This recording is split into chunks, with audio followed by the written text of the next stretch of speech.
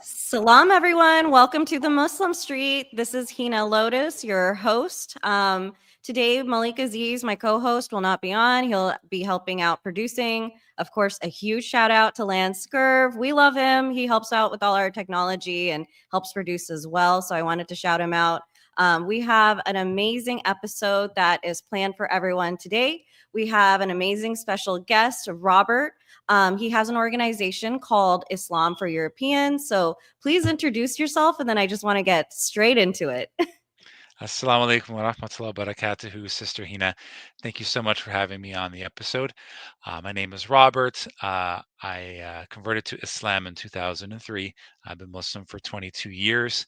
I completed my master's degree in applied social psychology from the University of Windsor. I'm bilingual. I like tennis. I speak English and French. I I've been working with a lot with Muslim communities in terms of problems that are associated with converts and so on and so forth. And I am the current front man of the organization Islam for Europeans, which is an organization for Muslims of European descent. So. No, that's absolutely amazing. I'm so humbled to have you on. I feel like you and I have been looking forward to this specific episode for a very long time. We're going to be covering all sorts of topics. And the first question that I did want to ask you, because I kind of want to set the stage for our audience, just so they kind of understand your journey and the topics that we're about to get into. I'd love to hear all about your conversion story. So like, what kind of inspired you? When did you first come across Islam? I know there's a lot of, how can we put it? A lot of oppression when it comes to Muslims in the Western world. And it's a byproduct of all the, just all the issues that we see in the media and the way that they portray Islam. And so when people from the Western world convert into Islam, I think our community is always very curious, like, hey, despite all the propaganda, how did you essentially find, the truth? Yeah. No, yeah, absolutely. Okay. So I grew up and then, you know, my family was Roman Catholic, but they weren't practicing. Very nice family. My dad was a stand-up comedian. My mom, helped run the business, and I had one brother. Grew up in basically a 95% white town. I went to an all mostly white Catholic grade school and high school in southwestern Ontario. I wouldn't say I was Catholic. I didn't really believe in it. But I kind of had this belief in God. Like I did believe, oddly enough, when the Toronto Blue Jays were playing their first World Series, I wanted them to win so bad. I prayed to God that they would win, and look what happened. They did. So Would you say, I don't mean to interrupt you, would you consider yourself maybe like agnostic theist then? Like you believed in a God, but you weren't sure like what path, or if you believed in like organized religion, maybe? yeah, I would say it was the discussions that me and my friends would have is that basically, there could be a God, but there's no way to prove that he exists. It's like that movie Contact with Jodie Foster. I don't know if you've ever seen that movie before. She always says, for me to believe in God, I need proof, right? So, throughout high school, I had all these theological questions that didn't really make a lot of sense. Who knows if Jesus, peace be upon him, was real or not? Who wrote the Bible? Who's to say any of these is real? Are we all just robots? Like what's the purpose of life? Why are we here on this planet? Um, in high school, we took religion class, and we went to different religious buildings of different faiths, and one of the buildings we went to was the mosque in Windsor. So, I was interested by the way that people prayed. I thought it was really fascinating and involved. Like, wow, they're praying for 5-10 minutes. We say the Lord's Prayer, and it takes like what, 30 seconds. Right. After I left high school, I was really aimless. I didn't know what I wanted to do with my life. And 9/11 happened, and at first everyone was just completely shocked, furious. They didn't know what to think. And a couple of weeks later, I was speaking with a friend, and what it's actually my dad's friend, and he said, well, if Muslims did it, then why did they find this guy's passport on the ground in perfect condition? So I know that sounds controversial. I'm kind of getting off on a tangent, but I became this kind of like truth seeker, conspiracy theorist. I wanted to seek out, what the government was hiding from us, what the media was hiding from us. And the internet was basically open field, so I would look up things like the moon landings and the JFK assassination, and loose change and things of that nature. And that spurred me on this search for the truth. And unfortunately, this was leading up to the invasion of Iraq, and Islam was big in the news. So I was at home, just researching things. Why don't I just look up about Islam, because Islam is big in the news. I type of ISLAM, enter, and the first website I come to had a picture of an unborn baby in the mother's womb. And I'm just like, what is this? Is this Islam? Like, did I get the right website? And basically, this website talked about all of the scientific miracles that are in the Holy Quran. And I was floored. I was like, this book is 1400 years old, yet it contains information about the seas, how there's layers of waves and layers of darkness, the creation of the universe, the creation of the human embryo, the victory of the Romans over the pagans, all these things. I just couldn't believe it. I'm like, this was the evidence I was looking for. So I had this independent, study thing for about 8 months where I just studied Islam on my own. I didn't tell my family. I didn't tell my bosses or who were Muslim. I just made this a completely independent research project. And Islam was so taboo, I didn't really want to tell anyone about it. And during Ramadan that same year, I ended up going to that same masjid, and I talked to someone at the tabligh. When I walked in, I saw kids playing basketball. I said assalamu alaikum, and they said wa alaikum salam. And I ended up talking to this brother from the Tablighi Jamaat, and he said, well, why are you interested in Islam? And I said, well, in my opinion, there's no way that a human being could write this book. It's impossible. They said, well, why don't you convert to Islam then? You already have all the qualities of a Muslim. I said, well, I just thought I'd think about it for a little bit longer. And it's like, well, you don't know what could happen when you leave this place. God forbid you get struck by lightning or in a car crash, and you could be too late by then. So I said, okay, I'll think about it then. So he's like, how about this? We'll give you this room to yourself, this little small room in the back. Just meditate or think about it, pray to God, and I'll come back in 5 minutes. Right? So here I am sitting in this small room. I'm all with myself. And all of a sudden my jaw started shaking like 1,000 times a second. Like it was supernatural. I couldn't explain it. And I picked up a Quran from the bookshelf, like a translation of the Quran. I started reading it, and the shaking stopped. And the guy come back. He's like, "What do you think?" I was like, "I'm ready when I take my shahada." So I took my shahada in front of everyone. It was in Windsor in 2003, and that started basically my journey into Islam. So. I love that. Alhamdulillah, mashallah, like that. Whenever I hear these stories, it does something to my heart. So when it comes to, so you had, now converted or reverted, I think that's the better way to put it. How did you, start reaching the conclusions you did about Islam being the right religion? Was it like an emotional response, or was it like, did you do further studying? Did you like go to any sort of groups? Did you know what I mean, like do research, or like how did you reach the conclusions? So before I took my shahada, I did not talk to, besides the brother from the Tablighi Jamaat, I did not talk to any other Muslim about Islam. This was a completely independent study project. So on one level, it was an intellectual decision. Like, wow, like this is the book, that the final book that our creator has written. This is the religion that he wants us to follow.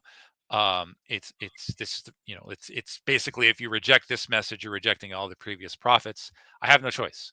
I have to.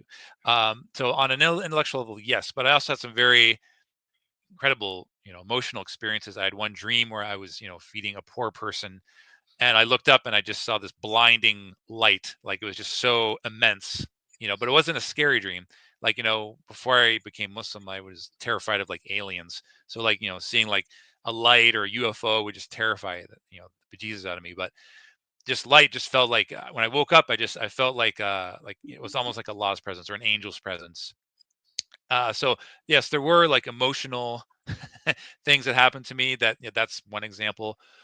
Um, I remember the thing about music. I loved my tunes. Like, I would listen to alt rock like all the time. Soundgarden, Nirvana, like constantly. And you know, I read this thing about music. Like, Allah forbids, like really bad music, and just like, and then like, oh, like, I don't think, I don't think that's a big deal. And all of a sudden, like, when I was thinking that, had the CD player in my hand, and then like, it was almost like someone just, like an angel, just knocked the CD player off the table. Like, so like these like little emotional experiences happen, like, supernatural. I guess Islamic terminology, we call them like a karama, like, like an omen, that kind of like gave this kind of like spiritual side to it. So Divine intervention, even, you could yeah, say. Yeah. you could say yes. Well, that's amazing. And then I know you have an organization. It's called Islam for Europeans. I want to hear about how you started the organization, what your organization does, and like the history of it. Because I know that's something that's really important to you. So I want you to definitely get into all the details about that. Yeah, so I noticed that when I first converted to Islam, I'm a very boisterous, extroverted person. I jumped right into the Muslim community. My family had no problem with my conversion, alhamdulillah. So, all my bosses were Muslim. It didn't affect my, prayer schedule. So I had all the right moving pieces to convert to Islam as a white person in a mostly white town, and survive and thrive. But we were noticing that many people were taking the shahada and then you didn't see them again. There was a very high turnover rate. And no matter what programs the mosque came up with, you would still see the same problems. And we never really understood why. Um, People would take their shahada and then, it was almost like, where are they? I would go to Juma prayer and I'd be maybe one of two other converts coming to the mosque. So at this point, I didn't have this kind of, I didn't have any type of racial angle to it. I wasn't on the political spectrum or anything. Um, but I noticed that when I went back to do my master's degree, that there was like this kind of shift, this kind of schism that existed with the Muslim youth. You had one faction of the Muslim youth who were in the MSA, the Muslim Students Association, and they were practicing Muslims. They wanted to reach out to everybody. They wanted to give dawah to everybody. They kind of didn't, feel that anyone was beyond irredeemability. You know, like no matter what your skin color was, they had no problem with you. So that was one faction. And then another faction, they were very leftist. Like many of them, some of them were practicing, but many of them were not. And they had a lot of anger, a lot of resentment, a lot of frustration, towards the West and white people in general. And, there's a lot of friction between these two groups, two youth groups.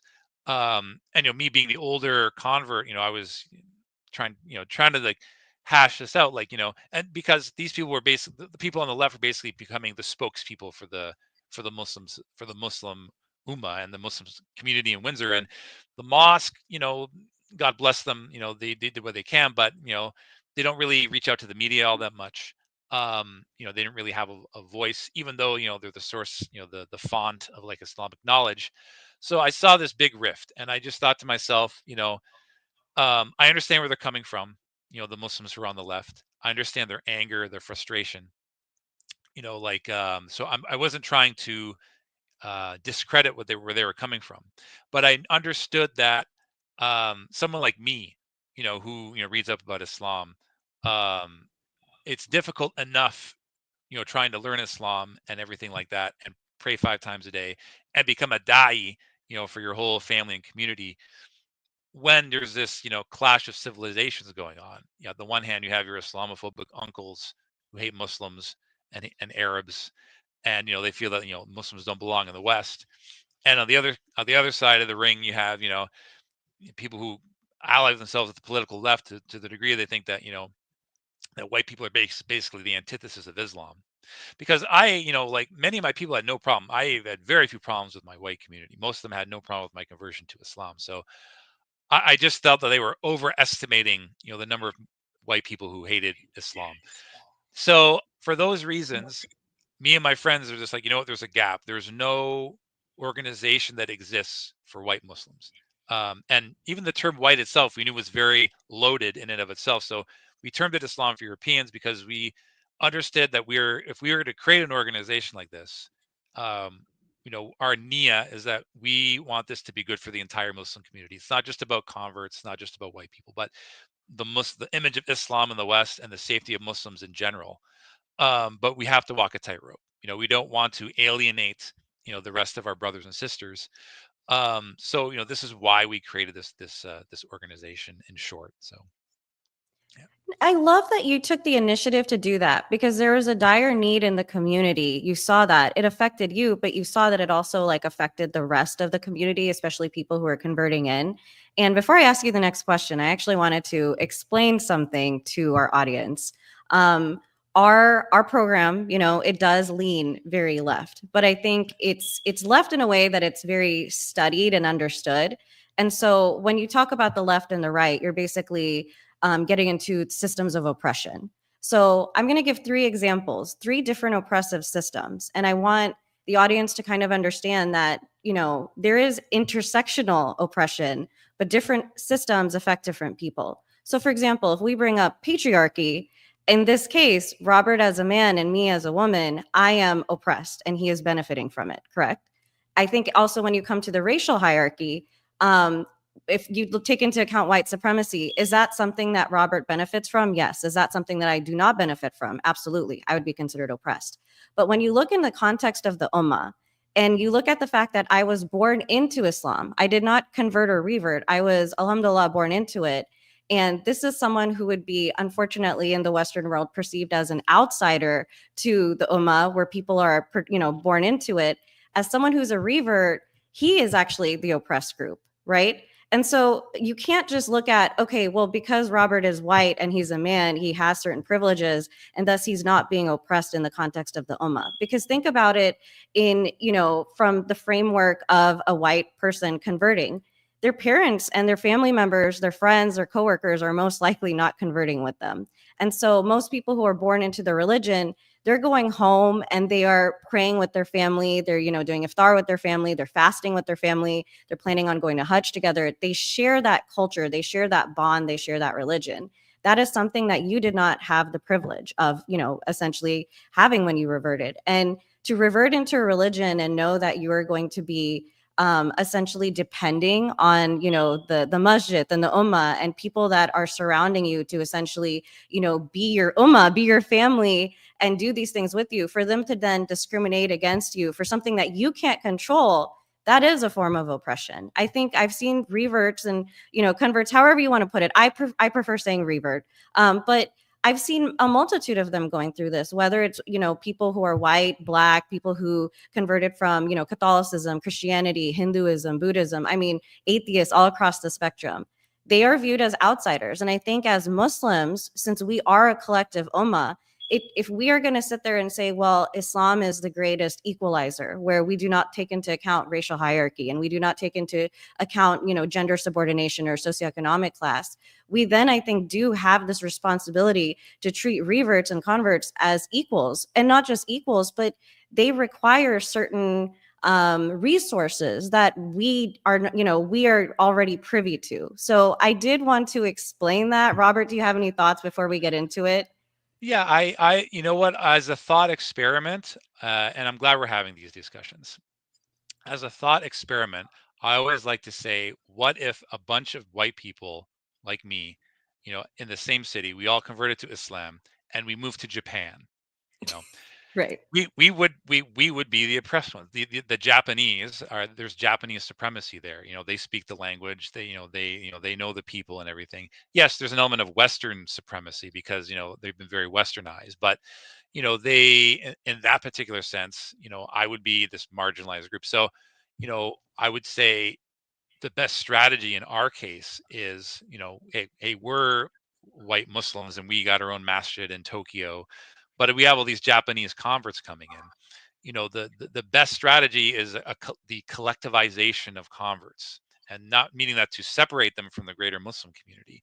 But we have to understand that when a Japanese person converts to Islam, like you said, they're probably the only Muslim within their family. So, and because we don't want to venture into their spheres, it's not like we want. It's very difficult for Muslims, even imams, even to go to like a white convert's house when there's like a dog and like the next door neighbor in her bikini and ACDC playing and people drinking beer. That's not an environment for any Muslim.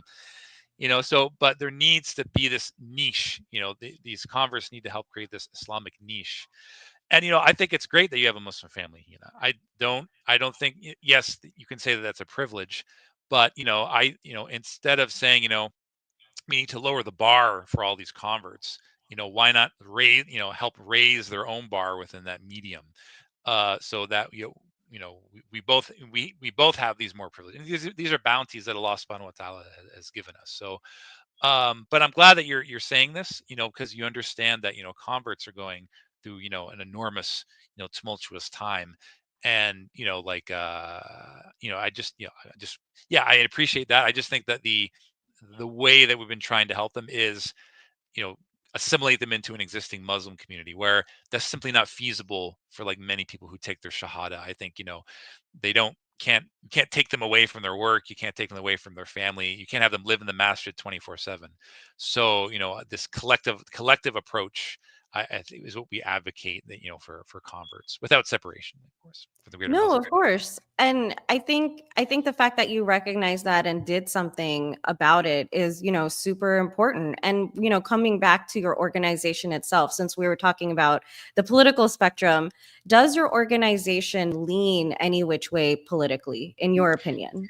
No, we're not affiliated with any political organization. We do not endorse any particular political candidate.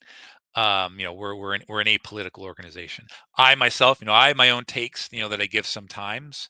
Even though myself, I don't advocate for voting for any political candidate. I'm not, I'm a Canadian citizen. I'm not I couldn't vote in the U.S. election, but like I said, we have enough to deal with all these topics in the first place. To say we vote for one person or the other is, putting too much on our plate. So No, that's amazing. And, let's kind of get into the topic of reverts, or, people who are converting in the Western world in general. Is there like a cultural difference between converting into Islam, especially as a white person, if you compare it to people who are converting, let's say, in Canada versus the US versus, in Europe? I would say that the United States is the best place to be for a convert in the Western world.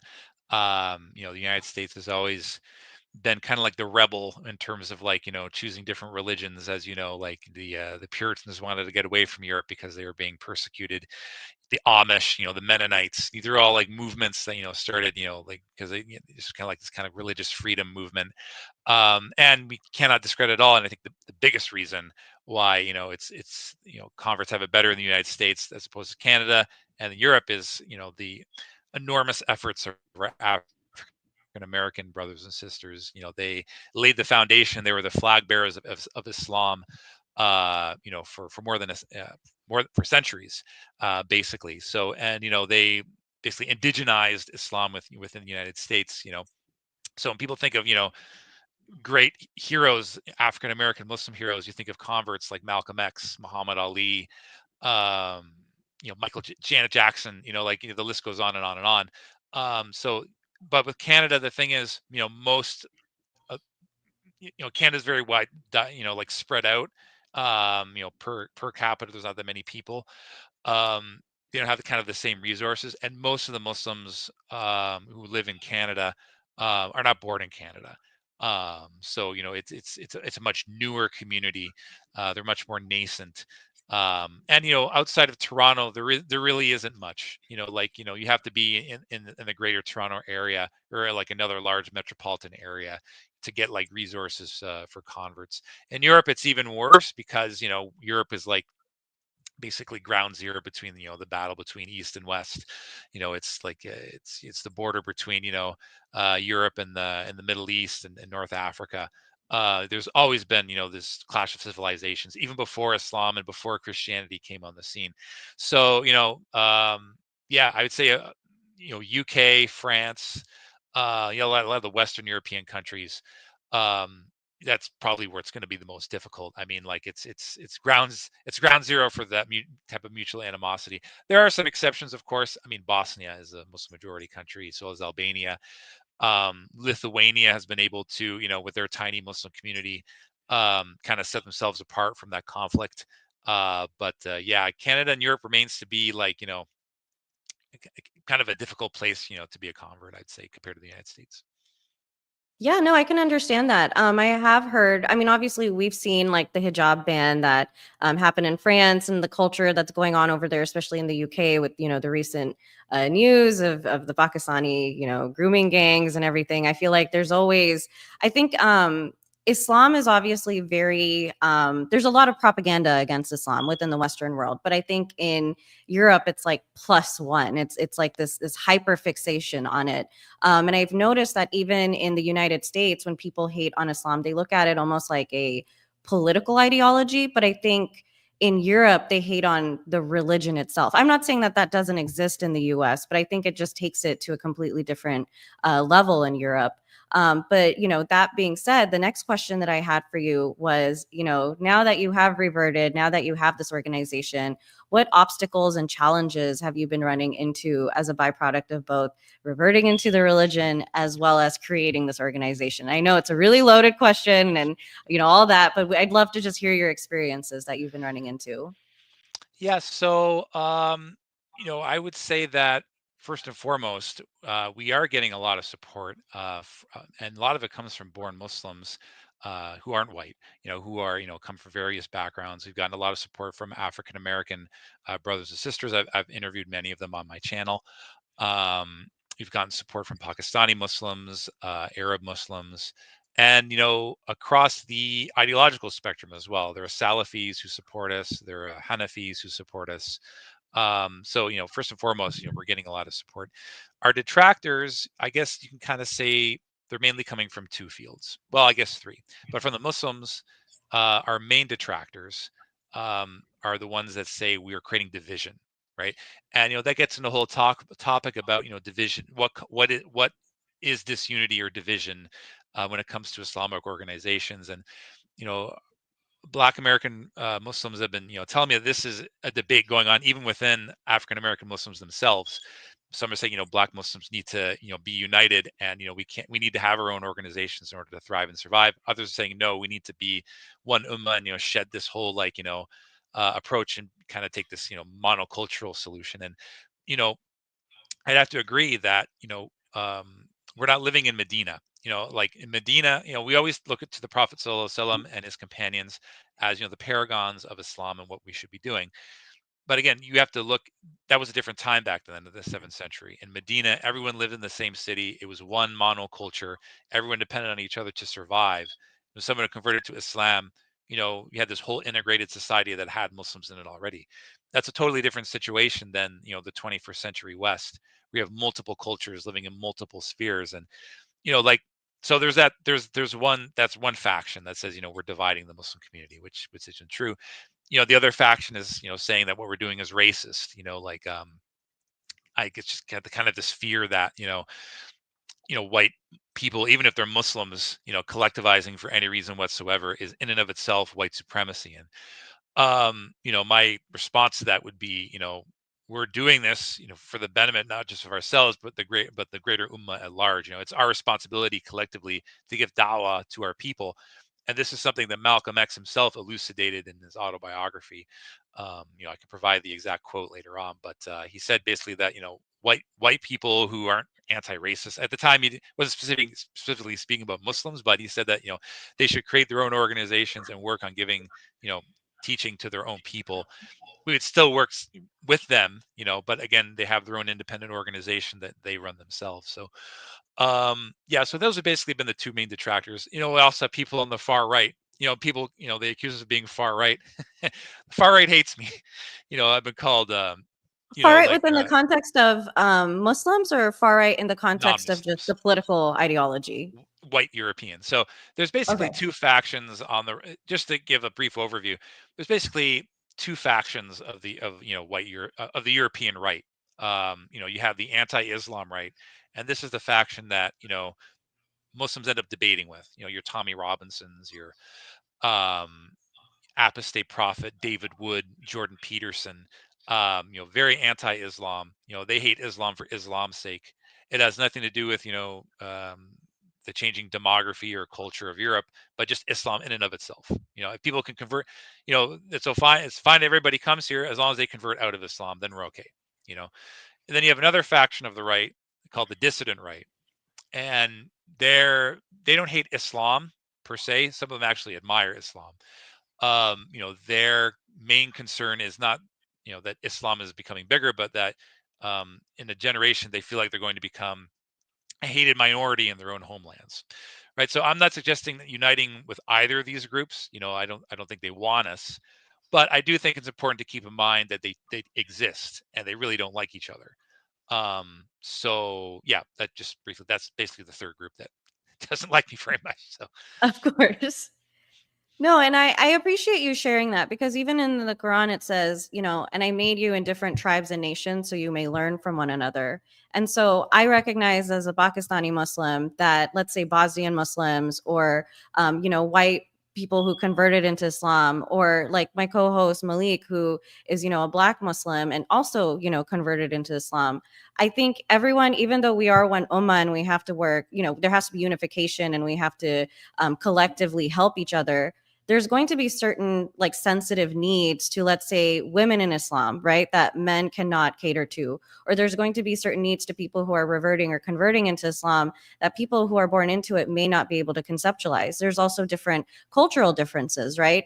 And so obviously religion always, especially within the context of Islam, religion always supersedes culture, but it doesn't erase culture, right? We still have our various different traditions and foods and languages, and I mean, the list goes on and on. And so we have to navigate the Islamic world while still like being cognizant of the fact that we come from our different cultures. So to elevate ourselves by coming together with our cultural groups and finding ways to better serve the community and understand Islam through the cultures that we were raised in, right? Or the certain like differences that we have amongst each other. I personally don't think there's anything wrong with it, because I think if you were to go to your organization and teach, right, and collectively organize and help people understand Islam from the background that they're coming from, that you intrinsically understand yourself and I don't, I think it strengthens iman. I think it strengthens knowledge, and then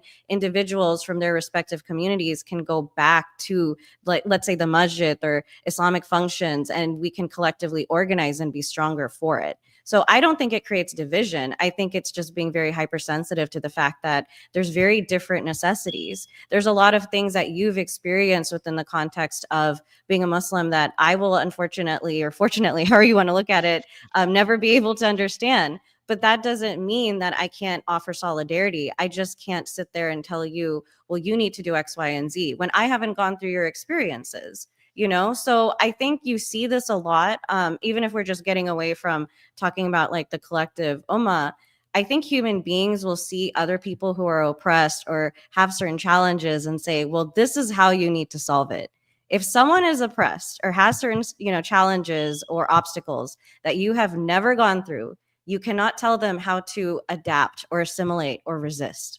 And I think that is something that we all collectively need to understand. If I have never gone through the experiences, for example, as someone who is a Black American, I cannot tell Black Americans, well, this is how you're going to resist oppression, because that's, I can give solidarity, but I cannot tell them, oh, you need to do X, Y, and Z, because I've never gone through the things they have. So I think what you're doing, I think, is honestly very liberating. It's very smart, and I think you're offering a service that is very, very needed, and maybe was overlooked, or maybe the resources were just not available, especially within the context of the global oppression the Ummah is going through. I think it's very like, hey, we kind of have to pick and choose, and so certain issues then I think kind of fall through the cracks. Yeah. But that, oh, go on. I apologize. Oh, no, no, that was wonderful, Hina. Yeah, to add to that, we've had a 400% increase in shahadas since October 2023, and I've been trying to work with convert programs ever since I converted, and I knew that there was this problem existing, that mosque, there are many problems that are beyond the scope of masjids. Family issues, loneliness, overcoming addictions, and mosques, if they're what'll happen is that they'll either do one of two things. They just do nothing about it, and just say, hey, if converts want to come in, we just run programs the way they normally do, and which is not really going to help them. And secondly, is that they don't understand what the problems are. They're going to throw money at the problem, and you know, we have you have mosques that are strapped for cash already because they're donating so much humanitarian aid. And now you have this influx of converts coming in, and some of them are getting kicked out of the house, and the mosque, like, okay, now we got to provide room and board for them. Well, then if you multiply that by 10, 20 converts, now you got to provide room and board for 10, 20 converts, and with rent being sky high the way it is, it's just astronomical. So no one's thinking about this. I can't think of one Islamic organization that is thinking about this influx of converts that we're getting simultaneously, while we have all this needed humanitarian aid. And what we're trying to do is prevent those things from happening. If we can prevent at least a couple converts from getting kicked out of their houses or reconciling with their family, that would save, the Muslim community thousands of dollars and keep these people in the ummah. So I think it's really lacking, and it's something that we need to, I mean, at least, alhamdulillah, we're able to start the conversation on this podcast. But hopefully, this, this expands into other, conversations and higher echelons of Islamic leadership. So. Inshallah. I mean, if the Muslim street can be a catalyst to these sorts of conversations, then we're all here for it. Especially because, and I do want to pause for a moment for anyone that's just tuning in. You are watching the Muslim street. This is Hina Lotus. We are, doing an amazing episode today. I'm interviewing Robert from Islam for Europeans. Did also want to shout out again Lance Skirv. He does our technology and production, does an amazing job. He's in Ghana. It's in the middle of the night, I think like 3 or 4 a.m. So his sacrifices mean a lot to us. Also did want to shout out, my co-host Malik Aziz. He is the one who gave us this platform, asked me to co-host. And as a byproduct of the platform that he's created, we have an amazing periodical. If there are any journalists, authors, writers, people who have ideas that might be controversial or a little spicy, please DM us, email us. We are on Twitter. We're also on Facebook. We're also, on YouTube. Please follow us and reach out to Malik, reach out to myself. And Robert, this includes you as well. If there's any pieces that you'd like to write or anyone in the audience, we would love to publish it. I feel like one thing that's really lacking in the Western world is independent journalism for Muslims. Right now, I feel like we are in the midst of a lot of propaganda wars, a lot of misinformation. And I think the only way to combat that and get away from state-sponsored media is to have, a Muslim, journalism or Muslim publications or Muslim news stations per se that are for Muslims by Muslims and cater to things that we need. So I did, definitely want to shout out Lance and shout out, Malik again. And that being said, wanted to go back to our conversation. This is a very open-ended question, by the way. I know I'm asking things that could go any which way, Yeah. but I wanted to kind of get into the discussion of, what role do you think Muslims, collectively, people who are reverting as well as people who, were born Muslim, what kind of role are we now playing collectively in the West? Well, Western countries, as in addition to non-Western, non-Muslim countries, if you think of Japan and Korea, are suffering from a host of social problems that are widespread, from drug abuse, alcohol abuse, um, domestic abuse, um, you name it. Um, loneliness, suicide, depression, and these problems get worse and worse every year. And Islam definitely has,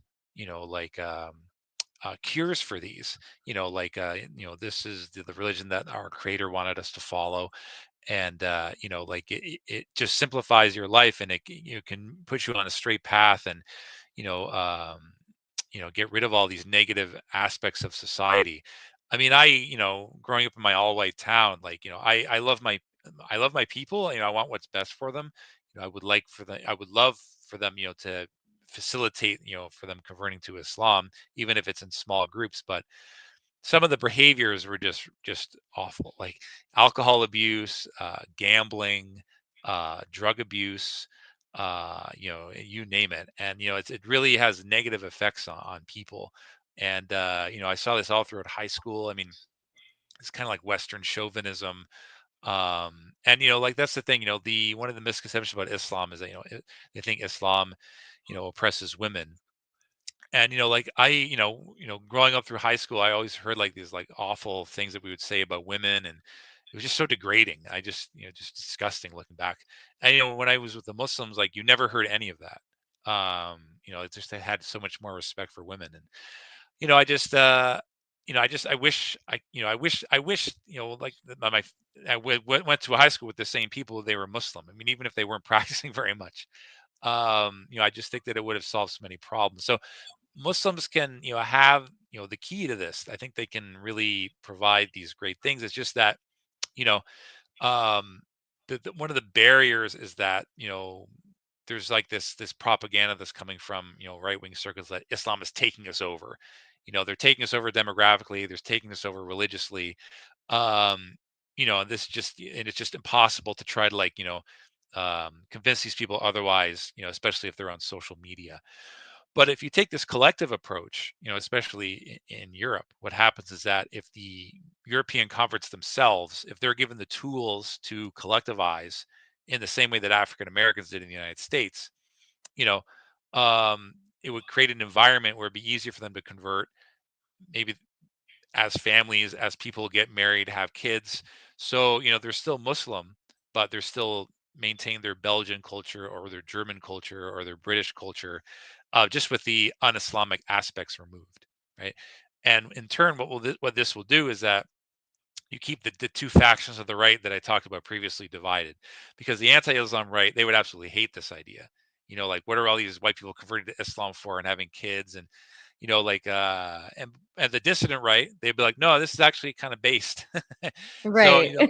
so that's not to ally with them. Obviously, I'm not asking to ally with them, but you keep them divided. We don't want the, like the Keith Woods and the Nick Fuenteses and the like Nick Griffins of the world. We don't want to ally with these people, but at the same time, we don't want them holding hands with Tommy Robinson. You Right. get, you get what I'm saying? No, absolutely. And that's actually the next question, even though you sort of answered it. So, Islam or Muslims in general play like a very pivotal role, in the Western world. When it comes to white reverts, do you think there's a more specialized role that they're playing in terms of the Western world? Like, would you consider white reverts, especially since white people are, I don't want to say the majority, but like the culturally they're the majority, that's the way to put Yes. it, right? So culturally they're the majority, and so do white reverts, do you think that they're ambassadors of the faith? Because I do think a lot of anti-Islamic sentiments in the West are not just strictly on like a religious ideological level. I think a lot of it is actually intrinsically racist.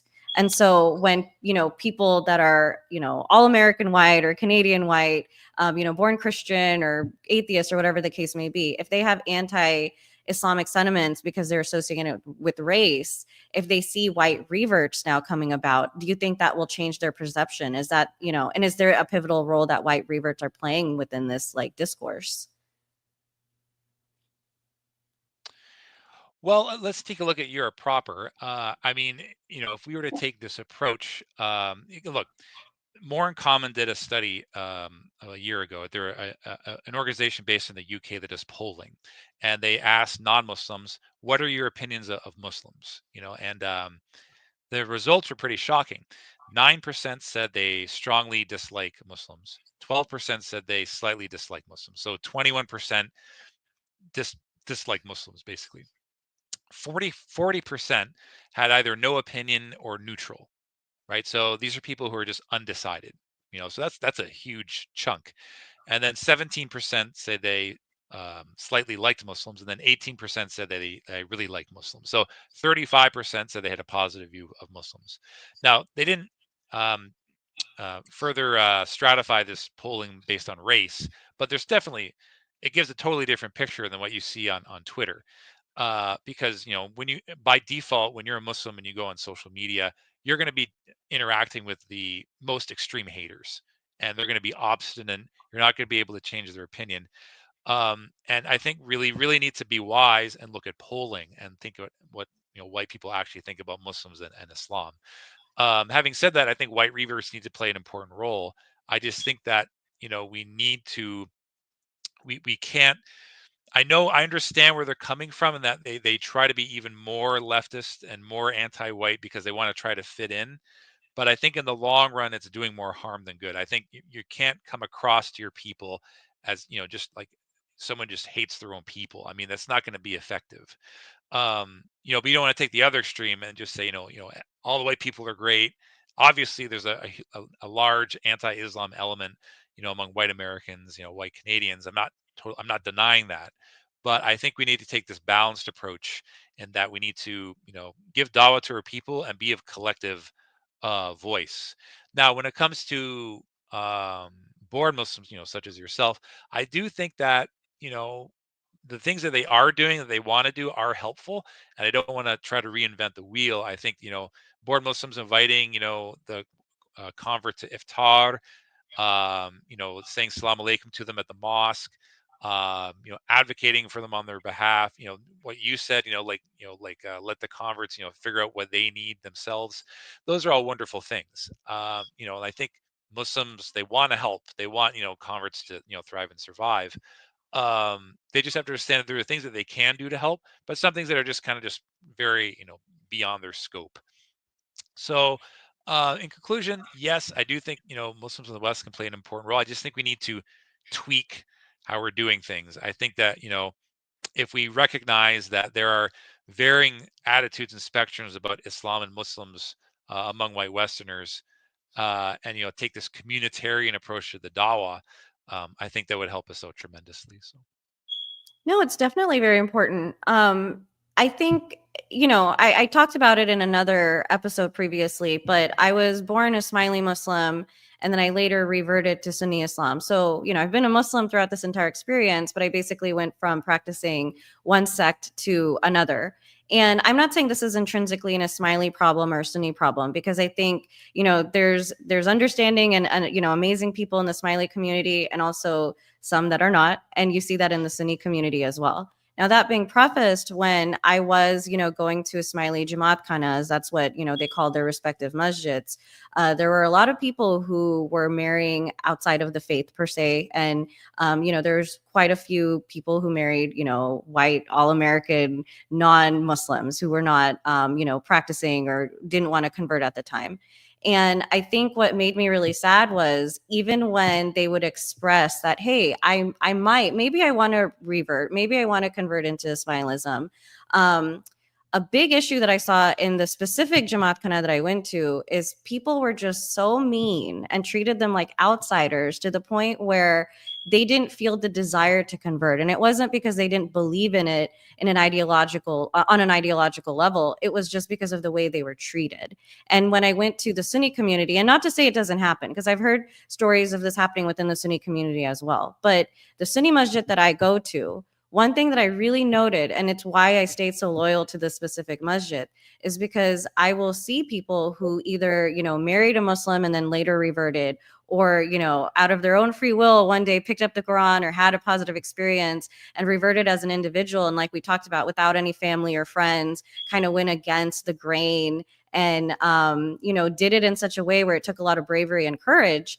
And it's very inclusive in this masjid. I'm not saying it's intrinsically, again, a Sunni thing, but the fact that they have revert dinners, they, will make sure to ask them like, hey, do you want to volunteer? Do you want to join this board? We had a revert who actually like married the imam. I mean, it's just been so inclusive, and to see the entire community come together and understand that, hey, these people, it took them bravery and courage to, like revert into their religion, and they're isolated. They don't have the same resources we do. So how can we be more inclusive? How can we make sure that they feel included and they have like the tools necessary to continue practicing, that they, have the feeling of family and ummah within the context of coming to the masjid? And so I think it's so important to understand that when you have people who are outsiders, and it doesn't even have to be reverts, right? We're talking about immigrants, we're talking about refugees, we're talking about people who might be Pakistani going into, a predominantly Arab masjid, or we're talking about someone who might be a Black American walking into, a Bosnian masjid, right?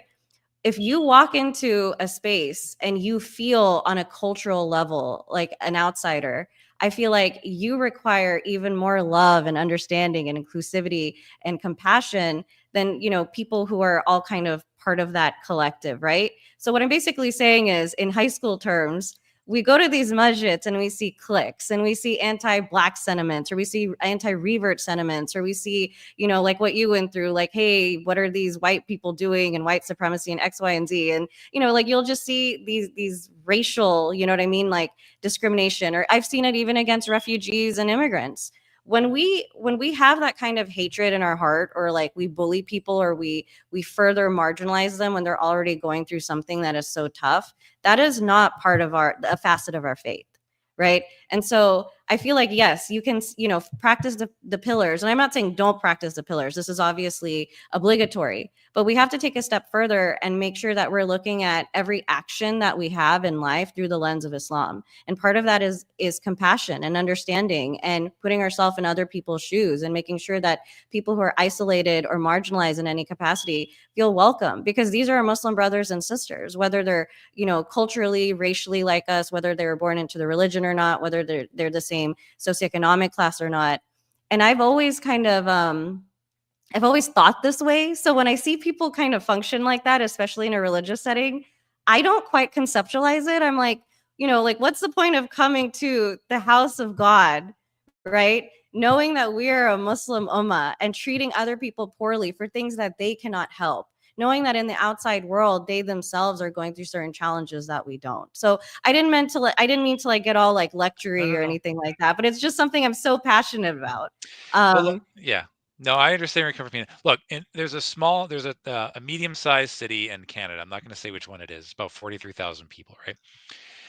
In the early 2000s, an organization that was predominantly Pakistani or South Asian, they bought this abandoned school and turned it into basically a masjid. It's like a Darul Uloom masjid. Now, this is like a boarding school for like Muslim youth that want to take like hifz class, like they want to become like like it's like a 6-year program to become like a learned individual, and it's all male, like so they're all boys who are taking this, and it's a boarding school basically, and it's in the middle of like an all white town, and like they all wear like traditional Pakistani clothing, all like the teachers, like their wives are wearing like black niqabs, and it's just such a fish out of water thing. And I'm just thinking to myself, I talked to the imam about this. I'm just like, uh, he's like, he admitted that we have an enormous problem, that it's difficult for us to do outreach, to this town because there's so many cultural differences. Like, and I didn't even mention the fact that I went there for iftar. I love spicy food. Like I can handle really hot food, but their food is like on another level. yeah. Like I think Arabs wouldn't be able to handle it.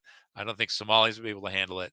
Um, I and go to a Pakistani masjid, and I've heard Arabs at our masjid say the same thing. So yes, it's a universal experience. yeah. So you can't. I think you can't suddenly tell these guys, okay, instead of biryani, now you have to cook burgers and halal hot dogs, and like mashed potatoes, and like it just it wouldn't gel with. And they always speak Urdu with one another. It's just not. It's just they don't. It's square peg for a round hole, basically. So what we want to do, inshallah, one day to have an Islam for Europeans masjid that will be that will be run by us. Like all the iftars would be from the food that that we make, but it's inclusive to everyone. Any Muslim can come there. They can pray in the same rows as us. We would treat them as one of our brothers and sisters, and that's what we're trying to accomplish. So I totally understand where you're coming from, Hina, and it's sad to see that people suffer discrimination, based on the various identities or problems that they're facing. I think that um, sometimes we also have to recognize that the majority group, sometimes they're acting a certain way because, like for example, I've had imams tell me that, like, the reason why we speak Arabic all the time in front of our kids at the masjid and for like announcements and like in conversation and is because like first generation Arab youth, their loss of Islam is tied in with the loss of Arabic. So we're trying to bring that back.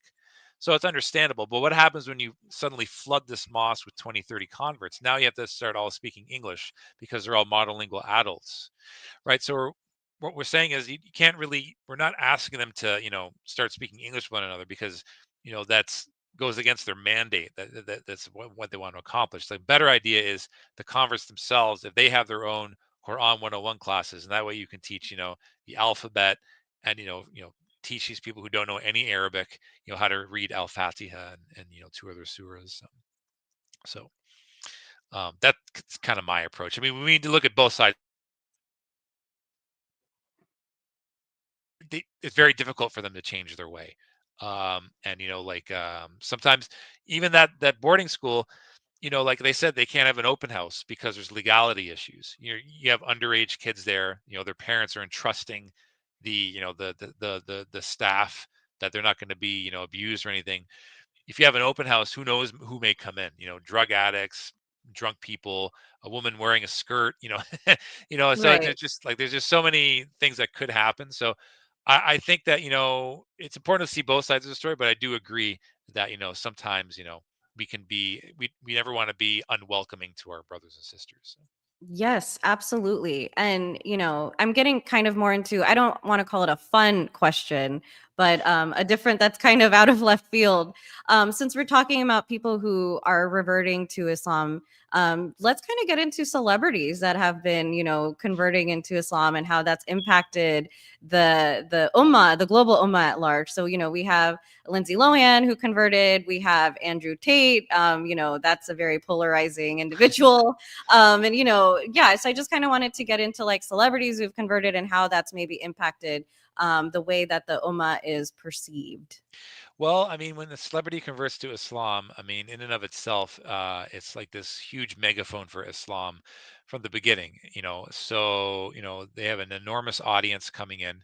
And, I understand that Muslims want to harness that energy. But at the same time, when you're converting to Islam, these people are coming in and most of them don't have a lot of base knowledge. So, people have tried to, teach them and, the right way, and teach the right things with varying levels of success. I would say the biggest success story in terms of a celebrity convert, without a doubt, in this generation would be Dave Chappelle. Because Dave, converted to Islam. He's an African American. He's one of probably one of the funniest comedians of all time. I would put him in the top five at least.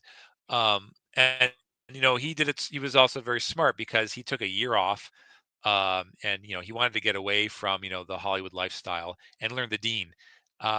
So he went to South Africa. He spent time with educated Muslims, and even he himself, he says, I'm not the best example of a Muslim, but I am a Muslim. So I think that Dave Chappelle is like I'd say the blueprint, I guess, for your celebrity converts. Sneeko, I think like he's kind of middle of the road in terms of that level of success, and that's nothing against Sneeko. I mean, Sneeko is a huge celebrity as well, and like he learned the Deen properly as well. He studied under Sheikh Uthman, and he kind of used his platform for that. But you could tell still that you know converting to Islam in and of itself is a very tumultuous time. And when you're a celebrity, when you're in the spotlight, all that becomes magnified. So him having like all these debates on I think he got really just jaded by it, and just didn't want all these Muslims saying all sorts of crazy stuff. Who knows what kind of accounts they were. Um so I think that's another example. And then with Tate, I mean, thing with brother Andrew, we accept the fact that he converts to Islam, he's our brother in Islam, but he's not a role model. I mean, like someone, if they want to be, dedicated to teaching Islam, you need to learn Islam first. You need to learn it properly. And I think, I don't know, for whatever reason, maybe it's because he was so busy and he had all these things going on in his life, that type of reform can take years and decades. I mean, we have people who come from other, bad lifestyles that convert to Islam, and may Allah help them. It's a very difficult path, but I mean, when you have someone of that level who converts to Islam with such a completely opposite lifestyle to Islam, and then all of a sudden they're, advocating themselves as like a member of the Muslim community, and like it's not. I don't think it's the right thing to do, because you're just because you converted to Islam, it doesn't make you automatically a role model. So I think being humble, as a convert to Islam is very important. Allah has given you this path. He's given you this gift, and He's guided you to the faith, because He sees something in you. But at the same time, you have to realize that that's a huge responsibility that comes with that. So that's my No, take on like the definitely. celebrity status. So. Yeah, and I did want to add to that. I've noticed that there's some people who, and we never know their intentions, right? And we accept anyone who converts to Islam. But I've noticed that there are some people, reverts or not, who will take Islam, right? We're supposed to, view life like political ideologies, economic ideologies, sociological ideologies, the framework in which we live, legalities. I mean, the list goes on and on. we're supposed to look at all of that from the lens of Islam. And I think what a lot of people do, unfortunately, within the Muslim Ummah is they take their very hateful or ignorant or biased or ego based or nafs, if you will, right, in Arabic, they take ideologies that are very hateful and they then cherry pick parts of Islam and say, okay, how can I use Islam as a vehicle to spread hateful propaganda? And so I think we've seen that with revert, some of them, right? But then we've also seen that within the context of members, right, which are part of the Omar. We're born into it. That's a better way to put it. Yeah. But the final question that I had for you, because we are running out of time. I had so many more, but you're definitely going to have to come back on. Yeah. The last question that I had for you is kind of getting into using Islam as like this hateful, vehicle per se. How do you feel about certain people that have been in the media lately that have been talking about Islam and on very, very big platforms that I think are spreading a lot of hate and misinformation? Because I think we've seen, especially after October 7th and everything that's been going on in Gaza, you'll see Piers Morgan and other very prominent talk show hosts or journalists that are bringing on Islamic voices, but they might not be the best role models for our community. Well, I would say in general that the metaphor I always use is that Muslims are walking in a forest, right? And you have a leader, you have leaders who are trying to walk you through this forest, and you encounter a beehive, right? Or maybe there's several beehives, but say you see several beehives, and one beehive is starting to attack the Muslims. Um, you know, the wise thing to do would be to either just focus on that particular beehive or realize that the other beehives hate this one beehive and keep that in mind, right? The last thing you want to do is take a flamethrower and just burn the whole forest down. And I think my sincere nasiha is that sometimes we do that. And I think that we think that we're achieving a battle victory, but we don't want to make it to the point where we're just giving them more reinforcements. And I'll just give you an example myself, and I'd say this first and foremost for myself is that you're from Pakistan, right? Your parents from Pakistan? Are you first gen, second gen? Sorry to Yeah, get so I personal. was I was born in the U.S., but Okay. my father was Pakistani and my mother was Indian, and they had both immigrated over. Okay. Mhm. Okay. So there's a lot of like kind of like Muslims on the political right, like we call it the right, like they stay on the right side of the political spectrum, but they're Muslims. You probably see them on Twitter a lot. And they'll just call, you know, they'll look at things going on in India, like with the, like Modi and his government, who are doing horrible things to Muslims there. But they kind of get on the bandwagon of what the far right does, and just they're calling them Pajeets all the time. You know, Right. what look at the Pajeets did this, and they're even using the shortened term Jeets, like yeet the Jeet, Th- and like They're I fighting myself. hate with hate. Exactly. So, and who gets affected most by that is Muslims in India, because they're the ones that get affected directly, because it's basically you're becoming like a poster for like all the Hindutva and all the people who may be neutral in India. Like, look how much the Muslims hate us. We need to strike back. So I think we need to be a little bit wise and realize that, we're, we have to think about that, we're projecting this to the whole world. I mean, when you're talking with an interlocutor, you're not just talking to that person, but you're projecting that to the wider audience, right? Everything is sound biteable.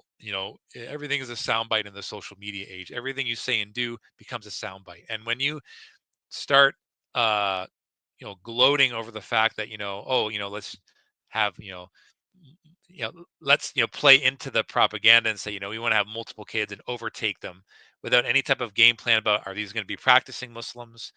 Are these, where are we going to find women to have 5, 6 kids each? Are they, going to be even lower on the economic scale? Are we just playing just a big game of risk? And what's that going to do? For the rest of the people.